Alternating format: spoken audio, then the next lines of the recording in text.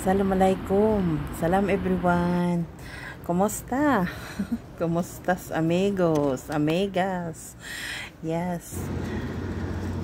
Tara, sama kayo. Pupunta tayo ng grocery. Kasi 2 weeks na hindi ako nakapag-grocery. So ngayon, kasama ko si Bunso. Ayan, mag-grocery daw kami. So, siya yung nag-drive sa akin. Ang ingay niya. Sabi ko, tumahimik ka. Kasi magbablog ako.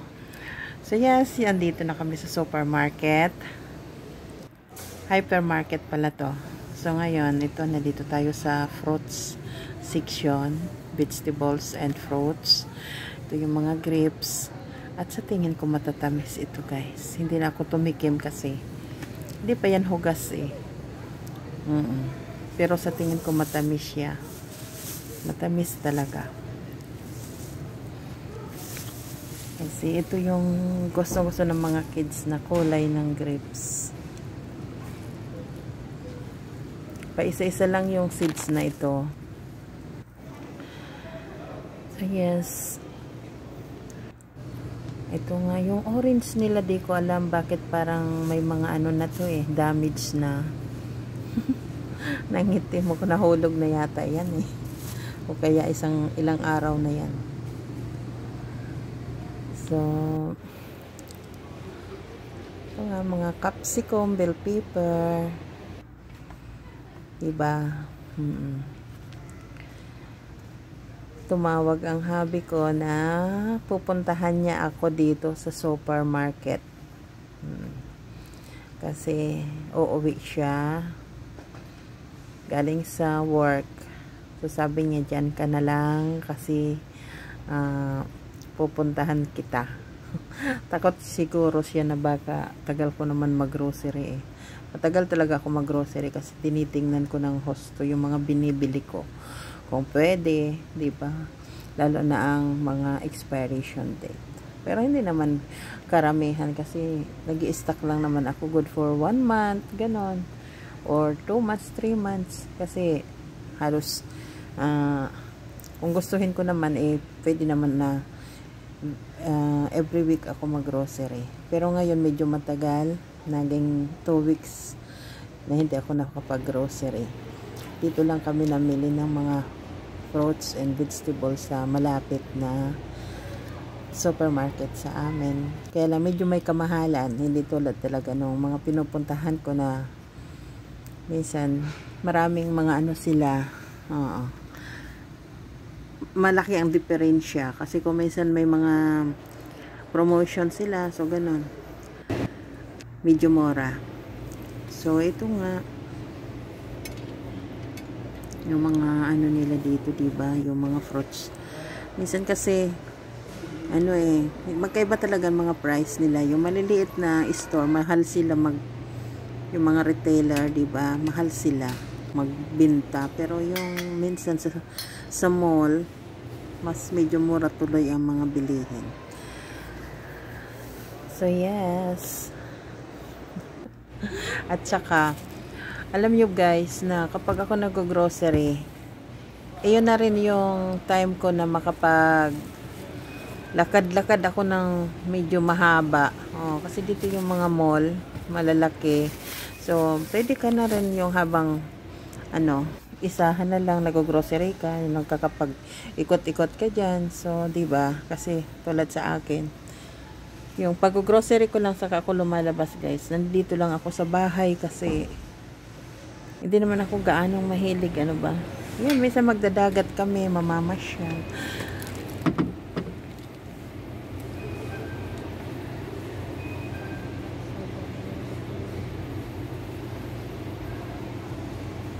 Yes, ito nga yung mga ano dito, yung kiwi.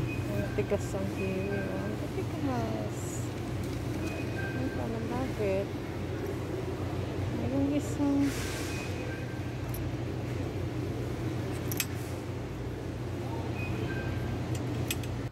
parang medyo matitigas yung kiwi. Oo, kasi mas gusto ko yung ano talaga yung kiwi sa New Zealand. Kasi Yung yellow, diba? Yung ano mo pangalan nun? Zipre. Oo. Matamis na matamis yun, guys. Pero yung green na yun, parang hindi siya gaano katamisan. Tsaka medyo matigas.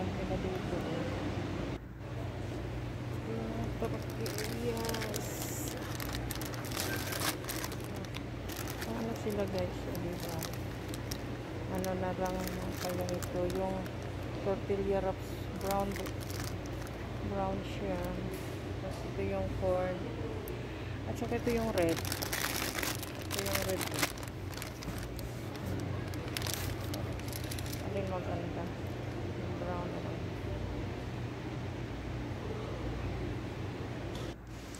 Yes, ito palang mga tortilla wraps. Yung ano, yung red na yon, spicy yon. At saka ano, yung brown kasi masarap yun pag gumagawa tayo ng chicken. Yun, lalo na yung fajita chicken, masarap yun gawing wraps.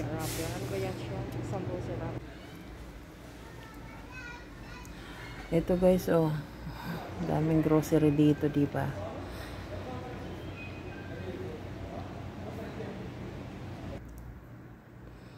Parang ano lang kasi parang yung ano ba, yung mga eggs nila. Oh, medyo nagmahal ngayon yung eggs. Kasi dati naman yung isang tray, 30 pieces. Nasa ano lang yan dati, 15 reals. Ngayon, naging 19. Oh, so, lalo pa siguro pag December.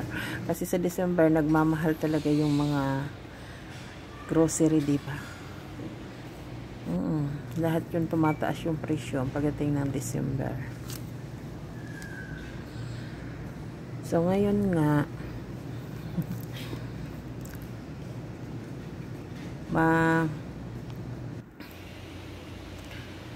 yung mga ano dito, bibili tayo ng condiments. O kaya yung ating mga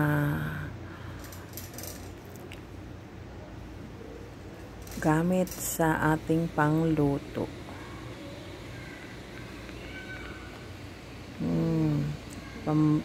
Almusal daw ni Bunso. Pang almusal nila, gusto nila yung luncheon meat at eggs. O diba? Yung mga nanay naman nagkanda ano na lang kasi alam nyo guys, kapag mahal nyo yung mga anak nyo, parang hindi tayo nasisiyahan kundi masarap yung kinakain nila. Diba?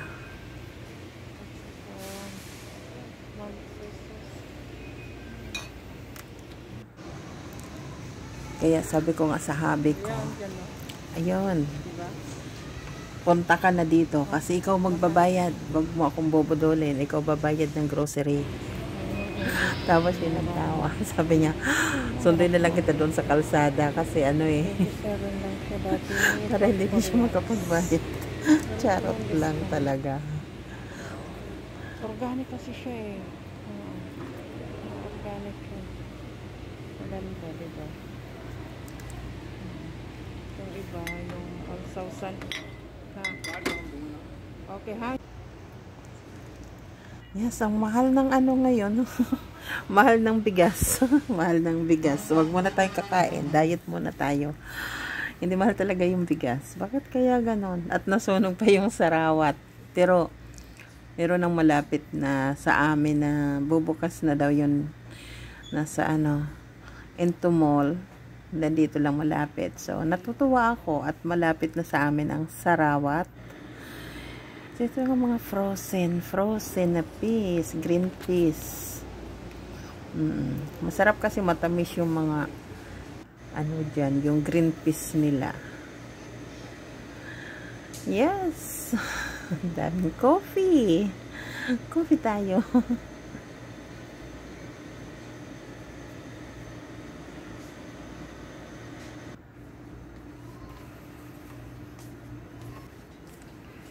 Ang ano kasi, yung ano ba, yung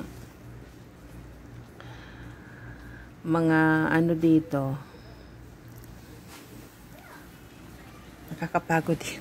Ang sakit sa paa.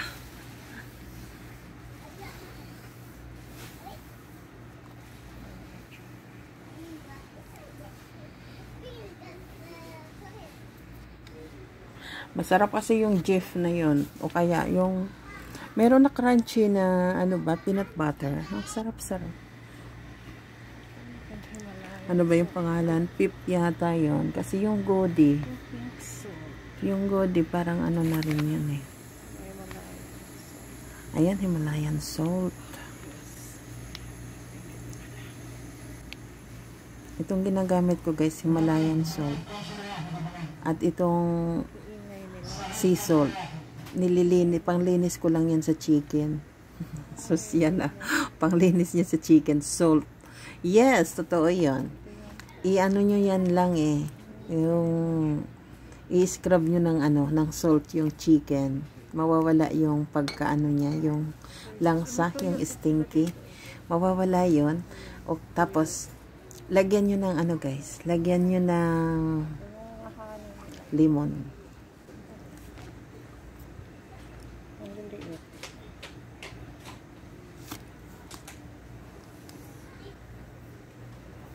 Original ba? Totoo kaya? Ang liit nila.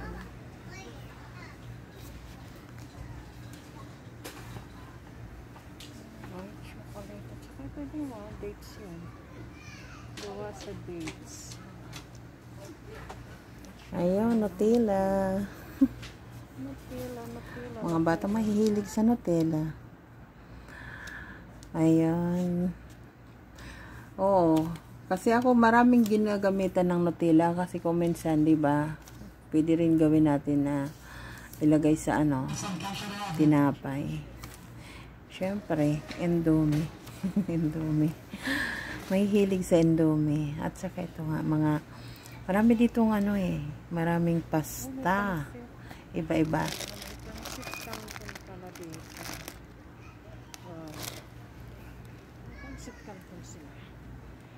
Hindi ko pa na-try ang mga mura lang siya pasta. At saka ito yung mga panggamit natin sa pakulo-kulo na ng karne, 'di ba? Yung mga spice nila nandito, mga fried onions.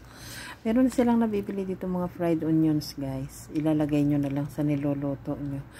Pero mas maganda pa rin yung sarili mo talaga ikaw fried ng onions kasi fresh yung oil doon. Yung parang hindi pa ba nag-aamoy yung oil. Oo.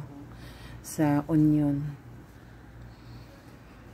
Binabaha ng coffee, di ba?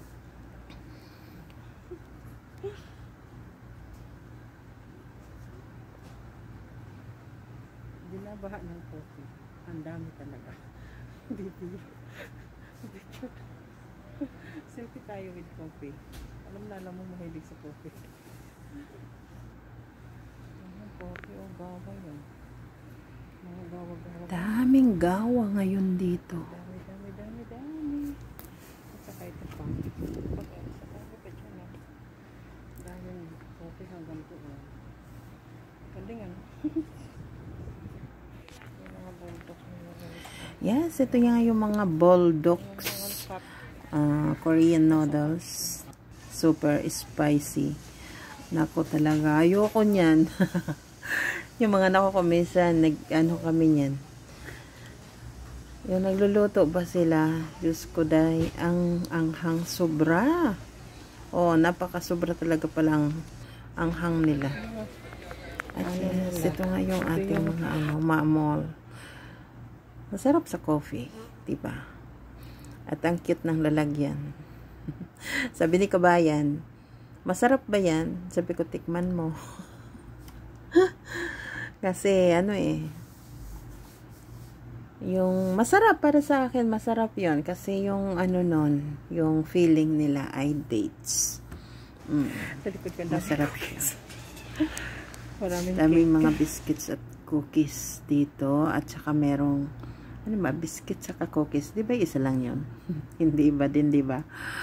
At saka meron dito mga cakes. Ang dami nilang Yung mga ano ba, cupcakes, ang dami dyan.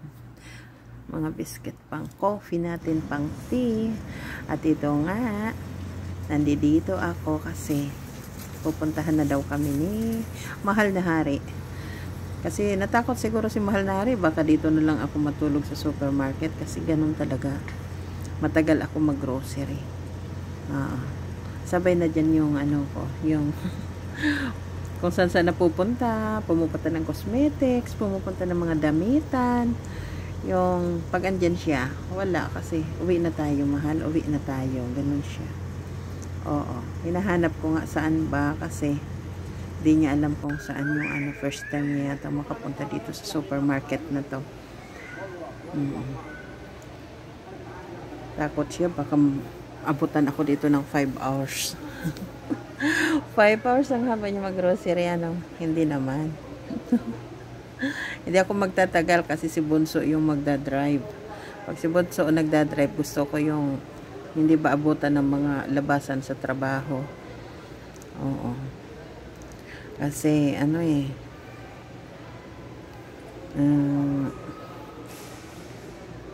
ano yun, bago pa lang siya na nagda-drive. Pero marunong na siya, guys. Marunong na si Bunso. Oo. So, sabi ko kay Habi, dito muna lang ako puntahan, tapos pupunta tayo ng ano, yung supermarket ng mga fruits. Kasi medyo yung parang sa tingin ko mahal dito, hindi ako kumukuha ng mga fruits or vegetables. So, alam kong mas mura doon sa kabila, kaya pupunta kami doon. Diba? Galing, ano? Ganyan talaga ang nanay kapag ba yung ano ka, wala ka naman ginagawa tulad sa akin. Sa bahay lang talaga ako, plain housewife, diba? So, ganun nga. Chef cook ng mga anak ko, ng family ko. Tagaluto lang. Tagaluto ng pagkain ng mga kiddos. Pero thank you dahil doon yung ano sarap mag-alaga ng mga bata. Diba? Yung talagang feel na feel mo na nanay ka. Yung alam mo na yung healthy yung kinakain ng mga anak mo. Isang bagay na napakasarap sa isang ina, diba? Yung ganon.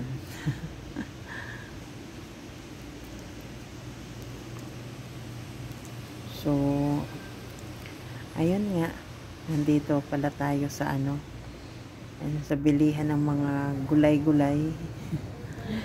Kasi ano, every Monday meron silang ano meron sale yung mga vegetable and fruits.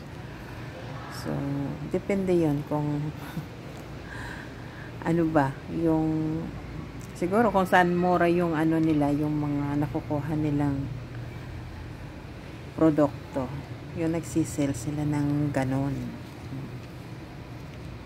So, wala dito sa mangga nila, green siya naman. Matigas siya, guys. Matigas niya. Kaya maganda, malalaki din. Ayun. Ito parang yellow. Parang nag-yellow na siya,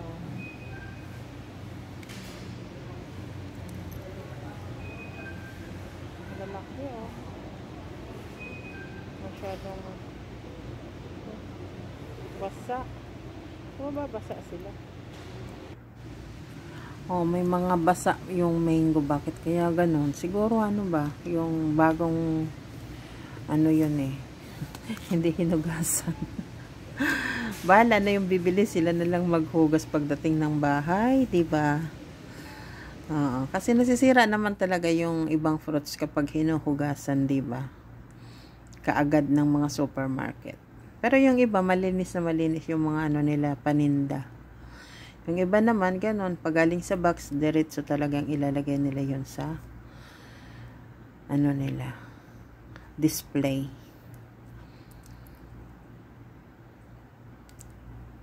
Nakita nyo ba yan guys? Ang haba ng ano dito lakwatsa natin. O, hanggang dito, hanggang sa dulo. Lakad-lakad tayo muna. Kasi, ayan si Habi ay nagdadala ng trolley. Siya nagdadala ng cart. Pagkasama siya. Siya ang tagadala ng cart. O, diba? Bakit kasi pumunta-punta ka pa Ayan. Sakay na tayo guys kasi uwi na daw kami ng bahay, sabi ni Bunso. Sabi niya, tama na yung lakwat sa mo mama ha, tama na, uwi na tayo. Natatawa ako kasi dito malayo naman sa pedestrian line, maraming natawid. Minsan nakasigaw si Bunso, go, sabi niya gano'n. Kasi nga ano yun yung mga pasaway din ba sila. So, ikaw talaga. Dito kasi dito nag-a-adjust ng husto talaga ang driver. Marami ditong pasaway na tumatawid lang ng mga ganon-ganon. Oo. Kaya dapat yung mga driver dito, kahit nga animal, kailangan anuhin mo yan, irespeto mo, patawirin mo muna sila. Kung minsan, ang babagal din naman tumawid. So, antay-antayin ka pa, parang ano ba? Yung parang, para bang ano, hindi na lang dumiretso yung parang hihinto pa sa gitna ng kalsada. Yung kuminsan nakakaano din sa mga driver. Oo. Kasi pag ano dito talaga, ganun yun. Kailangan igalang mo yung tatawid. Hayop man yan o tao. Ganun.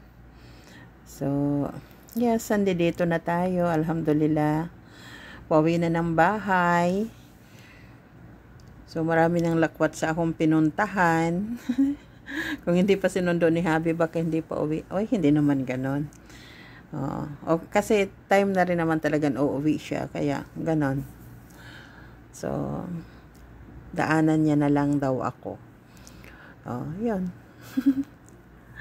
Pauwi na nga kami guys kasi gabing-gabi na rin. So yes guys, hanggang dito na lang. See you on my next vlog. Bye-bye. Take care. Ingat po tayong lahat. Bye-bye.